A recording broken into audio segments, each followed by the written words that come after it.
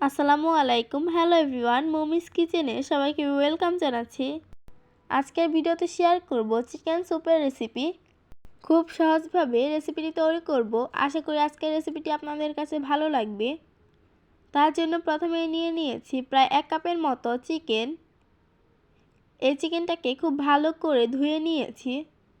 তারপর নিয়ে নিয়েছি গাজর। এখানে প্রায় 1 কাপের মতো গাজর নিয়ে নিয়েছি। গাজরগুলোকে কিউব করে কেটে নিয়েছি। নিয়ে নিয়েছি 2টা ডিম। তারপর নিয়ে নিয়েছি পেঁয়াজ বাটা 1 চামচের মতো, নিয়ে নিয়েছি রসুন বাটা 1 চা চামচ, আদা বাটা 1 চা চামচ, এইখানে প্রায় 1.5 চামচের মতো নিয়ে নিয়েছি রসুন কুচি, নিয়ে নিয়েছি গোলমরিচ, স্বাদ অনুযায়ী লবণ আর স্বাদ অনুযায়ী শুকনো মরিচের গুঁড়া। এখানে প্রায় 1.5 চামচের মতন শুকনো মরিচের গুঁড়া নিয়ে নিয়েছি। তারপর কাঁচামরিচ কুচি নিয়ে নিয়েছি আর একটা লেবুকে কেটে নিয়েছি। আর এখানে প্রায় 4 চামচের মতো কর্নফ্লাওয়ার দিয়ে দিয়েছি। তার সাথে পরিমাণ মতো পানি দিয়ে খুব ভালো করে মিক্স করতে হবে। স্যুপের মধ্যে কিন্তু অবশ্যই কর্নফ্লাওয়ার দিতে হবে, তাহলে স্যুপটা খেতে অনেক বেশি মজা হবে আর অনেকটাই ঘন হবে। কর্নফ্লাওয়ারটাকে খুব ভালো করে মিক্স করা হয়ে গেলে নিয়ে নিয়েছি ডিম। এখানে 2টা ডিমকে ফাটিয়ে নিব। তার জন্য 2টা ডিমকে ভেঙে নিয়েছি। এখন চামচ দিয়ে খুব ভালো করে এটাকে ফেটিয়ে নিতে হবে। ডিম ফাটানোও কিন্তু হয়ে গিয়েছে। তারপর একটি কড়াইয়ের মধ্যে দিয়ে দিয়েছি প্রায় 4 থেকে 5 কাপের মতো পানি। তারপর এটার মধ্যে দিয়ে দিয়েছি গাজর কুচি। তারপর দিয়ে দিয়েছি চিকেন। তারপর এক এক করে সব ধরনের মশলাগুলো দিয়ে দিচ্ছি। দিয়ে দিয়েছি পেঁয়াজ বাটা, রসুন বাটা, আদা বাটা, লাল মরিচের গুঁড়া, গোলমরিচ আর পরিমাণ মতো লবণ। এগুলো দেওয়ার পর খুব ভালো করে এটাকে মিশিয়ে নিচ্ছি। মেশানোর পর এটাকে কিছুক্ষণের জন্য ঢাকনা দিয়ে রেখেছিলাম।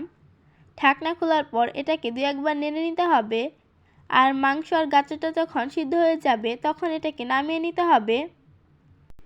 চিকেন আর গাজরটা নামানোর পর হাত দিয়ে চিকেনগুলোকে এরকম করে কেটে নিয়েছি।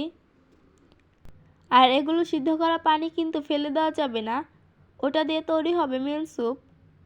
তারপর একটি কড়াইয়ের মধ্যে তেল দিয়ে দিয়েছি। তেল দেওয়ার পর দিয়ে দিয়েছি রসুন কুচি। রসুনগুলো যখন লাল লাল হয়ে আসবে তখন এটার মধ্যে দিয়ে দিয়েছি চিকেন। চিকেন দেওয়ার পর একটু এগুলোকে ভেজে নিয়েছি। তারপর এটার মধ্যে গাজর দিয়ে দিয়েছি। এগুলোকেও একটু ভেজে তারপর এটার মধ্যে ওইগুলো সিদ্ধ করা পানি দিয়ে দিয়েছি। আর এটা যখন ফুটতে শুরু করবে তখন এটাকে 2-1 বার নেড়ে চেড়ে দিতে হবে। 3 থেকে 4 মিনিট পর এটার মধ্যে ফেটিয়ে রাখা ডিম দিয়ে দিয়েছি। ভালোভাবে নাড়াচাড়া করতে হবে। তারপর এটার মধ্যে পানি দিয়ে মিক্স করে রাখা কর্নফ্লাওয়ার দিয়ে দিব। কর্নফ্লাওয়ার দেওয়ার সাথে সাথে কিন্তু অনবরত নাড়তে হবে। তারপর এটার মধ্যে লেবুর রস দিয়ে দিয়েছি আর দিয়ে দিয়েছি কাঁচামরিচ কুচি। কর্নফ্লাওয়ার দেওয়ার কারণে কিন্তু স্যুপটা অনেক বেশি ঘন হয়েছে আর স্যুপটা কিন্তু একদম তৈরি হয়ে গিয়েছে। তারপর স্যুপটাকে নামিয়ে নিয়েছি। আজকের পুষ্টিকর স্যুপের রেসিপি কেমন লাগলো অবশ্যই কমেন্ট করে জানাবেন। যারা এরকম করে এখনও ট্রাই করেননি একবার ট্রাই করতে পারেন, খুবই মজা হয়েছিল। আমাদের বাসার সবাই খেয়ে এটার প্রশংসা করেছে। চাইলে আপনারাও খুব সহজে এটা বানিয়ে নিতে পারেন বাসায়। সবাই কম বেশি খুবই পছন্দ করবে। আজকের মতো ভিডিওটি এ পর্যন্তই। আল্লাহ হাফেজ।